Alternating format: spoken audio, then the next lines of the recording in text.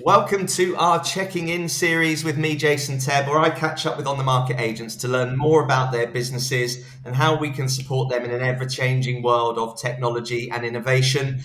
The town hall meetings that I do are really one of the best parts of my job. It's great to meet with thousands of agents and hear what they have to say, but there's still many agents that don't have a chance to join. So this series will hopefully give me the chance to listen to even more of our customers and shine a light on agents up and down the country. And today I am checking in with Ken Hume, Director at James Alexander, Sales and Lettings business based in Norbury, Southwest London. Ken has been in the sector for almost 30 years. You don't look at Ken. And is also the host of the Property Buyer and Sellers podcast, available on all your favorite podcast apps, as well as providing loads of video content on YouTube, including Ken at 10, which I've started to watch, which comments on the day's news and events in his business. So thank you for joining us, Ken. Very nice to see you. Well, glad to be here, and thank you for inviting me. It's a pleasure. You're a seasoned hand at this kind of stuff, aren't you? Because I've been looking on YouTube. You've been doing this stuff for nearly 10 years, I think. Know. So yeah. you're well averse to this kind of method of communication. Has it been useful for you in your business and your marketing strategy? Really, it has. I mean, as you rightly say, we picked up on video very early as a new medium, really. Because the bandwidth wasn't available before, was it? That we could actually use it in a useful way. It would lag, wouldn't it, before, sort of 10 years ago. But it just started. And as we saw broadband speeds speeding up, we realized that there was a real opportunity here to connect with people on a different level, a more visceral level than the actual, just writing the email or talking on a telephone. And, I know you were talking before, Jason, about the hierarchy of different methods of communication. And obviously the ultimate is face-to-face meeting. And there's nothing better in my view. As you rightly say, I'm sure you found this as well, is that it's great to talk. Video is fantastic because you get a different feel and you can see intonation, you can see reaction, and it's wonderful. But face-to-face is the number one. And then down from that, number two is video. And so this has been a great opportunity for us. And we've been very lucky. I know more of a face for radio, but, nothing I can do about that. The thing is, what it's done for us is been a real game changer in the way that people view us. Ken at 10 now, sometimes I went on a valuation just a couple of weeks ago, knocked on a door of an old lady, and I had my card in front of me. I always do that just in case they're worried about who you are. Hi, I'm Ken from James Alexander. She said, well, sure, I know who you are. You're Ken at 10. Come in now. And I was like, I can't believe an 80-year-old woman would have that, connection with me when we've never met. And it's a real great thing. So video has been a great opportunity for us, and the whole broadcasting thing. I think what all agents should be looking to do now, especially independents, is be perceived as an expert at what you do. And in order to do that, you need to think about yourself outside of just who you are, but your brand as well, and how you can demonstrate that expertise. And video and audio as well has been a great way of doing that for us. Yeah, I think, as I've said before, publicly and privately, you take the estate agency sector, and every agent will probably on evaluation say they've got a nice website, they've got good staff, they work really long hours, they've got lots of buyers and tenants in the area who are looking for properties like theirs. But the one bit that's a differentiator that you can never replicate is you. It's a person. It's you and your personality, and having multiple opportunities to get that personality across, not just face to face, but on the phone too. And in particular, we're talking about here, video is just another key differentiator, which does make a difference. Obviously, make a difference to you guys. So I completely agree with you. Yeah, absolutely. No, video has been great for us. Also, we've been lucky enough to do Homes Under the Hammer. That's been a real, we did an episode a few years ago, and since then we keep getting invited back. And that's one of the best things, to get that BBC advertising for free has just been absolutely unbelievable. And I think more agents should jump at the chance whenever they get invited. I really do. Yeah, no, I agree. Any exposure that makes your brand stand out is always a good thing in my book. So for those of people who are watching who don't know about your business, tell us a little bit about your estate agency business. Yeah, sure. And not just about the area, but the kind of things that you've done over the last few years and how that business has developed over time. Yeah, so we're James Alexander Estate Agents. We're based in Southwest London, Southwest 16 to be precise. That's situated between Streatham and Croydon, and we're a Zone 3 commuter area with a real mix of people, which I love. It's not just one sort of sector. We're not a particularly wealthy area, but we're not a particularly poor area. We sit somewhere in the middle. So we deal with everything from investors to blue collar workers and everything in between. And that keeps it interesting for me. I established the business back in 92, became an estate agent because I was a professional DJ and was getting older and didn't particularly like the kind of music that was coming up because I was getting older, and found my beautiful wife in a nightclub, girlfriend then, and decided I needed a proper job. And I thought to myself, well, what can I do? I'm an ill-educated fool. Who will take me? And I managed to find a guy called Peter Tobin from the Winkworth Group, who Mm. was a bit of a legend in his day, and I Yeah. think probably still is today. Yeah. And he paid me a pittance, and I worked like a dog. But with that, we got, I think, the best estate agency background training we ever could. All about that resilience, that persistence, and about the right things. And back then, it was the days of applicant boxes, and huge pressure to make sure that you got those viewings. And it was a real great learning ground for me. And very quickly, I kind of, progressed up the ranks, ended up as an area manager, and then eventually with my own franchise. And then that franchise is what I then decided I wanted to be. I didn't want to be the big guy, part of the big group, the faceless group. I wanted to be the guy that that you can trust when you come to Norbury. If you want a Southwest 16, then you need to speak to Ken. And that's what I wanted to get to. And that was back in 92. We changed the name in 94 from Winkworth to James Alexander, got out the franchise agreements and things, and moved the company forward. And since then, we've always been a company that, number one, I would say the most important thing in agency is people. We've been very lucky in that we've got some very high quality people that have been with us for a long, long time. And our staff have been with us for many, many years, and we're very proud of who they are and the fact that those individuals really have helped us to bring the business forward.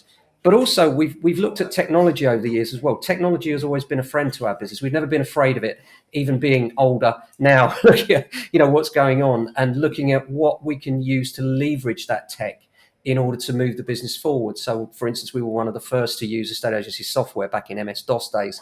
We were also one of the first to use mail merge technologies to send out colour particulars while our competitors were still waiting for their negatives to come back when they printed their particulars and stuck them onto the photocopied sheets. And we'd already had them in the post and out, and we found that was a great edge for us back in the day. And then we expanded back in the late 90s, and then the market was going through a bit of a turmoil at the time. Yeah. And I quickly recognised that the second branch, which we'd opened in Mitcham, which was quite a prominent place in a high street there, was doing well. But it was obvious to me that the second branch could well topple the first, given the recession we were about to hit. Yeah. And so we withdrew from that, took the best staff from that, and then consolidated back to Norbury and decided to cover that area from here, and then just continue to grow the business from there. And these days we manage hundreds of properties throughout South London and beyond. So lettings and management is about 50% of what we do, and estate agency the other 50%. Right. Two totally different businesses, actually, in terms of approach, I think. Attention to detail is what's required for lettings and management more than anything else, whereas having that sales side is so important. And the connection with people is the single most important thing. And I still think now that many people look at it too much as an object to make money from, rather than looking at, hang on a minute, what we need here is to understand the client and understand what it is that they need to get out of this at the end. And sometimes that might be that they're looking to sell a probate home and they just want the best price of that probate home. But other times what you find on discussion is that the most important thing to them, and often is, finding somewhere else. So we make a point of trying to make sure we go the extra mile. So where other agents might say, well, okay, we'll do the valuation, there it is, we'll get you the best price, sir. We'll go the other way and say, well, we'll do all those things, but also we'll help you find your next home as well. So we're very much on both sides of that, even if we're not instructed on the property or area that they're looking in. Interesting. And you mentioned, you mentioned the pre-tech days of applicant cards, registration and qualification. I remember those days very well in the sense of you had your box and you had to know exactly who was motivated, who's a motivated potential seller, who had a local home on the market, all of that stuff. And as you rightly say, it sounds like that you guys have been pretty much at the forefront of various different parts of that innovation cycle. But from my perspective, how do you think technology has changed the business or the industry over probably the last few years as well, because it's Yeah. moving at pace, isn't it? Well, that's an interesting question, especially looking at Purple Bricks now and where that is and where it was. Yeah. It was seen as the thing that was going to break the industry, and we were all going to fade away, and Purple Bricks was going to take over. And now we find that actually their model's not working, and they're having to change their models, and their USP is price, and now they need to put their prices up. So it'd be really interesting to see how that transposes. So that just goes to show, doesn't it, that the internet's one thing, but it's only part of the mix when it comes to high quality agency. And I think a good estate agent can add value in terms of the price that you will end up achieving from an agent that actually feels like they know you, they're working for you. And I always say, my clients, if I've done my job correctly, my clients walk away knowing that if they use me, I've got their back. For sales or lettings, they know that I'm thinking in the way that they would think as an owner of that property. And that's what we're always trying to get to, really. But I think in answer to the question, how has it changed? I mean, I was just thinking, talking about those boxes just took me a flashback to the days when I used to work at Streatham Wigworth, which at the time was their premier branch. And at the time of being their senior neg, and I had this red box, and in it were all these cards, little price tags on, up to 50,000, up to 60,000, etc. That box used to come home with me. Yeah. And in case another neg got exactly. You couldn't let it out of your sight. At lunchtime, it would come with me. And literally, we would have fights. Literally almost street fights over who introduced who and what and where. It was a very aggressive time back then when it came to sales, but also very good grounding really for today's market, where it's something in between the two. But I think in terms of what represents a good agent going forward, I think it's kind of like, I don't like using the term hybrid, but I do think it's a mix. I think we need to look at technology and embrace it where it works. And I think where it works is video. Video is a fantastic medium for both doing valuations, representing yourself post-valuation to a client as well. And I think always have an open mind to how you can grow your presence and be a hitter above as a small agent, above the size of your company. So our brand hit, our punch, if you will, is way above our weight, and we're very proud of that. And it's something that we work on constantly. I always think, when you talk about agency and what gives you an edge, what's the big thing, that one big thing? I think more than anything else, there isn't one big thing. There's not one big thing. There's not one thing that you can do and say, we're this, we're Purple Bricks, therefore we can do this. I think there are several small things you can do, and those subtle things added together add up to the edge that is the better agent, the high quality agent. Yeah. Now, I think the concept of having multiple touch points and being brilliant at all of those things is so key to both growing and developing a business and increasing market share, for the reasons we mentioned earlier. That differentiation between agencies, if you're doing everything really well and you're focusing on those tiny percentage points of improvement each time, then it does have a benefit. It can carry over, and it can make a real difference to potential sellers and landlords in any market, which brings me on to nicely the market. Lots of chatter at the moment. The headlines are full of different forecasts, up, down, about the same. But so in your area, what is in your part of the world happening in the market? And I suppose that the other interesting thing is, what advice would you give to people either thinking of selling or letting in this current market? Well, the first piece of advice I would give you is, for goodness sake, before you have photographs taken, don't put the Christmas decorations up. That's the first thing. You never want to date where you are when you're selling a property, because that is then set in people's minds. So if you're then advertising in January, there's nothing worse than a Christmas decoration appearing in a January instruction. Similarly, if it's snowing, so many photographers still carry on about their business and agents publish those pictures. I think it's awful. You don't want to date those pictures. That's the first piece of advice I would give for any potential sellers. The second one is, I actually think that there's an overstated suggestion that the market will fall through the floor. And I think that lack of confidence is leading to a lack of people coming to market. My sense of prediction tells me that I suspect it's not going to be anywhere near as hard a landing as some will tell you. I think we're in for quite a soft landing. And I'm not suggesting that times aren't tough or going to get tougher. Interest rates will go up. We know they're going to go up. My guess is we'll get at least another couple half point rises, and we'll end up somewhere around the 4% mark. That's my gut feeling. Not financial advice, of course, but my gut feeling. In terms of where that leaves us, I know a lot of people have had huge rises in the mortgage payments, specifically those with little equity and buy-to-let investors that invested at 75% some years ago. They've got a real struggle now because of a thing called Section 24, which I know you'll be familiar with, Jason. But this is where they're unable to offset their interest payments against a tax bill. And this now is really coming to the fore when put on top of the increase in interest rates. It means that many landlords are now not just breaking even, but actually going backwards. So I suspect what we're going to see next year is some of that stock come to market from the rental side, which could be good for first-time buyers. So flat-wise, I think there'll be an increase in the number of flats available next year. Generally, as far as the market's concerned, what I also think is there will not be a significant uptick in repossessions.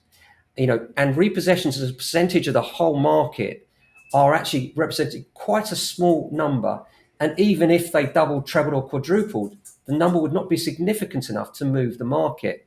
I think there's this common perception that interest rates are up, therefore there'll be all these repossessions, and therefore the market will fall and I'll wait. And so my advice is, rather than try and call the market, move when it's right for you, not when you think the market's at high or low. Because for most of us, when we're talking about moving anyway, we're buying, selling anyway. And therefore, really what you've got to think about is that pot of money that you've got is just moving. It's just moving somewhere else. And whether the market is up, down, or sideways, actually, it's not going to make a significant difference to you unless there's a huge move in the market. And that sort of huge move, in my view, is unlikely. So my advice to you would be, move when it suits you, but consider this. I think there'll still be a shortage of family homes, particularly in the next year. And that will underpin their prices. And also, it will mean that if you're buying and selling, you need to time the selling quite well. So my advice to a lot of people right now, if you're buying and selling, is actually think about doing it in the spring. Not because you need the spring to find a buyer, but actually you might need the spring to find the home you want to move to. Fascinating. And I think that you highlighted there what is a quite often overlooked factor about the housing market is that it's predominantly discussed in the mainstream media as purely a financial decision, but it isn't. It isn't just a financial decision. There is a whole host of other factors at play there. People need to move for a variety of different reasons. Not just about the financials. You could be getting a new job, you could be getting married, you could be having kids. There's lots of other reasons why people move. It's those emotional reasons that really support what you've just said about, if the time is right for you, make sure that you make those decisions, having discussed and thought about that process and the involvement in how the market could affect you. But fundamentally, it's about the timing being right, not just about the affordability or in some cases the financial implications of what you do. It is a home, after all. It is a place that you probably will stay for a considerable period of time. On average, people are now living in their homes 17 years. So if you look at economic cycles, peaks and troughs, over 17 years, housing is still a rock solid investment. Yeah, and actually, if you compare it with the stock market, for instance, the volatility we've seen there, for buy-to-let investors particularly, and particularly those that aren't highly geared, it's represented such a solid investment. And now we're seeing big gains when inflation is high. And one of the things that a lot of my clients have done is bought buy-to-let properties many years ago and then use them as a pension going forward. And what better hedge against inflation than property? And those without a mortgage right now, they're seeing their investments return massively, and it's been really effective for them. So I don't see that changing anytime soon. So I think as far as the buy-to-let market is concerned, there's a real problem there in the way that the government have structured this Section 24. For investors going forwards with limited companies, that won't be a problem. But there's a whole trough of buy-to-let investors out there that found themselves in this position where they've got a portfolio perhaps of 10 or 20 or 30 properties. And actually what I'm experiencing is they're actually downsizing that portfolio in order to get round the problem and then ending up owning in cash.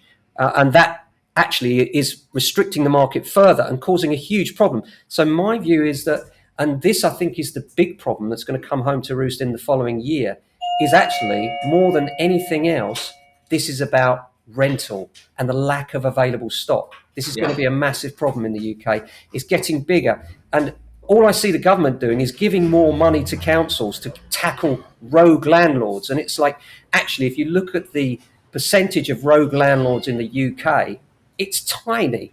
And Mm. they're aiming millions of pounds at this sector. Those millions of pounds would be better spent on accommodation that's desperately required. Yeah. And actually, the repeal of Section 24, which would allow landlords to buy without this hurdle. So I think, I know I'm prattling on about Section 24, but I do think it's a big problem for the buy-to-let sector. And I don't think it's going anywhere. I don't think the government will do anything about it, don't get me wrong. But, I think that's a problem for that sector. And that in itself will compound and add to the rental crisis. Now, on top of that, when there's less confidence in the UK property market, there's another issue, isn't there? And that is people are less likely to buy. So those first-time buyers, a lot of those will hold off and say, well, maybe I'll just hang off, I won't buy.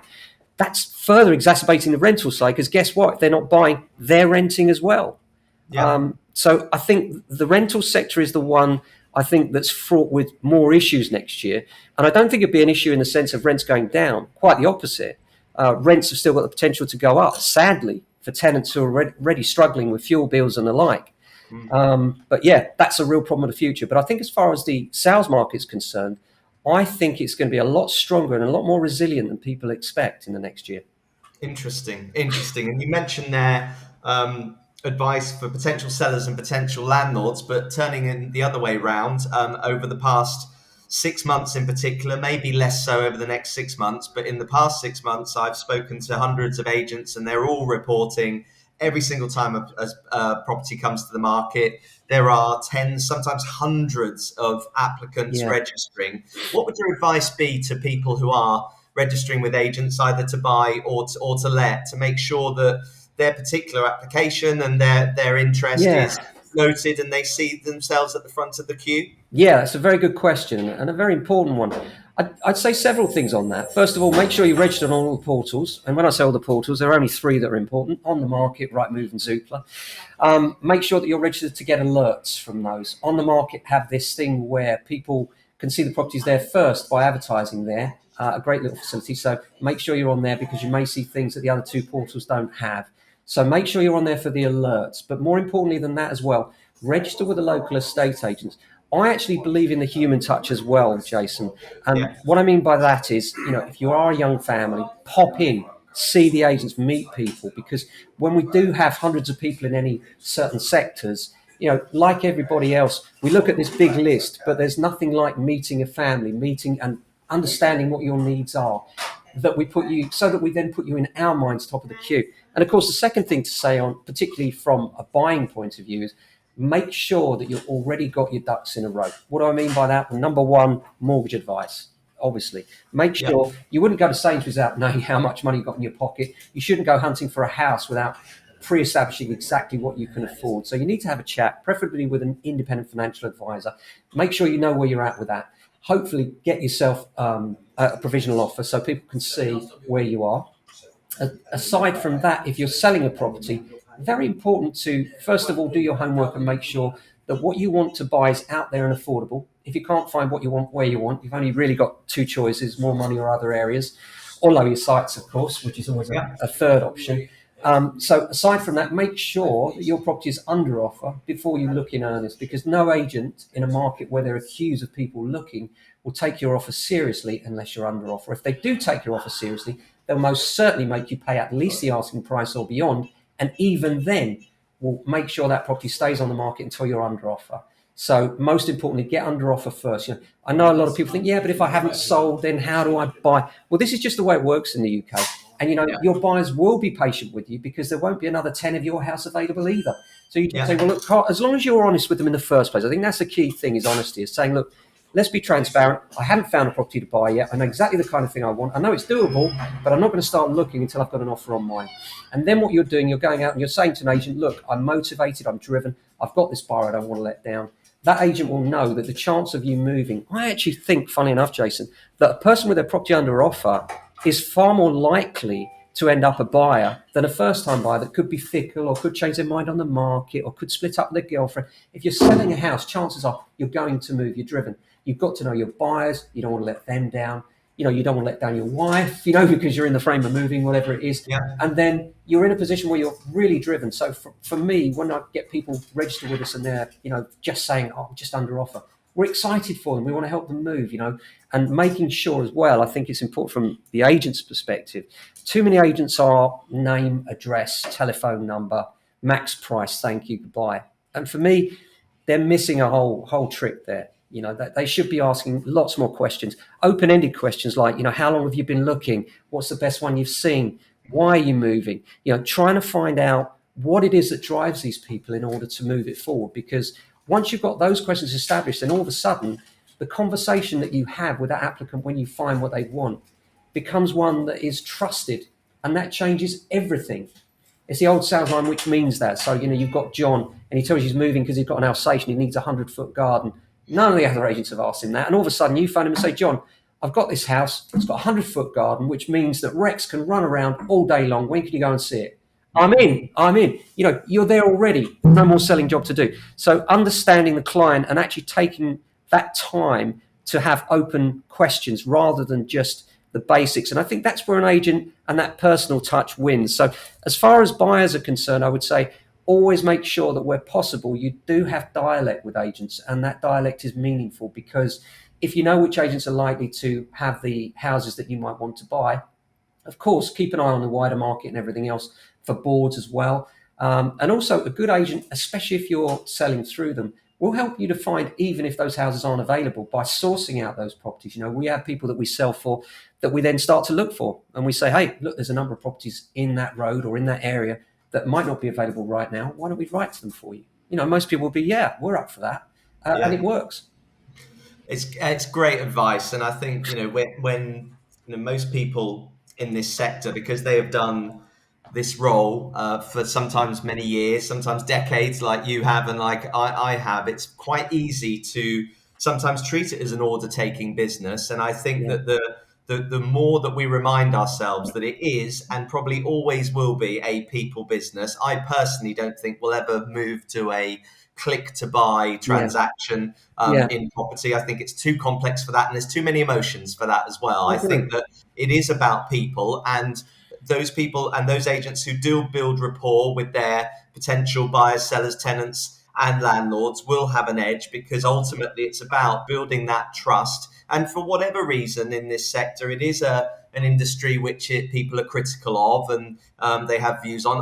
I totally disagree, always have done. I think it's been a sector that for me has taught me about how to interact with people, how to build those trusted relationships. And if you build those trusted relationships, then that works back both ways, not just in terms of you finding the right property for that person, but also the quid pro quo is when they come to resell, they will remember you, they will trust you, and they'll probably come back to you. So it works both ways, in my opinion. It really does, yeah. And that's actually one of the things, people in dinner parties, when you're in a dinner party, everybody hisses, don't they? The estate agent hiss, and then 9 times out of 10, at some point, they all approach you and say, by the way, I've got this, and what do you think? And should I, and what's it worth? And it's a surprise. Can you tell me the value of this property in the middle of Yorkshire where you've never been, please? And absolutely. Come up with this idea. Yeah. But I do think that also, one of the great privileges of being involved in such a significant transaction in people's lives is getting to know them, their stories and their experiences, because I've learned so much outside of a estate agency just through people's stories. And, the amount of times that we're in those dinner parties and somebody says, oh, this has just happened. I think, oh, I had a client that did that once, and what they did, and it's just such a real privilege to be in that position where you're in the middle of the most significant decisions in people's lives, and trusted with it as well. And that's never lost on me, and shouldn't be lost on any good agent, really. The fact that these people are trusting you with probably their largest asset, and therefore, you should be treating it with great care and great respect. It's a perfect point to close on. Thanks so much for your time, Ken. It's been great to speak to you. Thanks for all your advice that you've given to both consumers, people who are thinking of buying, selling, renting, letting, or indeed those people who are looking to buy their next home. Really useful to chat to you. Thanks so much and take care. Thank you, Jason. Take care. Cheers.